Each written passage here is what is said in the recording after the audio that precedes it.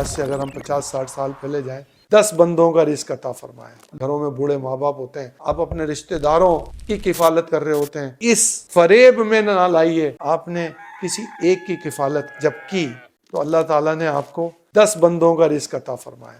یہ نہ کہیں یار میں چلا رہا ہوں، اللہ جانتا ہے اس کی برکت سے آپ کو رزق مل رہا ہے۔ بعض اوقات گھروں میں بوڑھے ماں باپ ہوتے ہیں، وہ دعائیں کر رہے ہوتے ہیں، ان کی برکت سے آپ کو رزق مل رہا ہوتا ہے۔ بعض اوقات آپ اپنے رشتہ داروں کی کفالت کر رہے ہوتے ہیں، ان کی برکت سے آپ کو رزق مل رہا ہوتا ہے۔ رشتہ داروں سے صلہ رحمی کرو، اللہ تعالیٰ تمہارے رزق میں برکت عطا فرمائے گا۔ آج سے اگر ہم 50-60 سال پہلے جائیں، مہمانوں کو گھر میں لاتے تھے، کہتے تھے کہ مہمانوں کی برکت سے ہمارے رزق میں اضافہ ہوتا ہے۔ اپنے آپ کو اس فریب میں نہ لائیے کہ میرے ہنر، میرے عمل، میرے علم، میری جو صلاحیت ہے اس وجہ سے یہ مجھ پر فضل ہو رہا ہے۔ دیتے رہو گے تو ملتا رہے گا، ہاتھ کھینچ لو گے تو ایسا نہ ہو آپ کے اوپر سے بھی ہاتھ کھینچ لیا جائے۔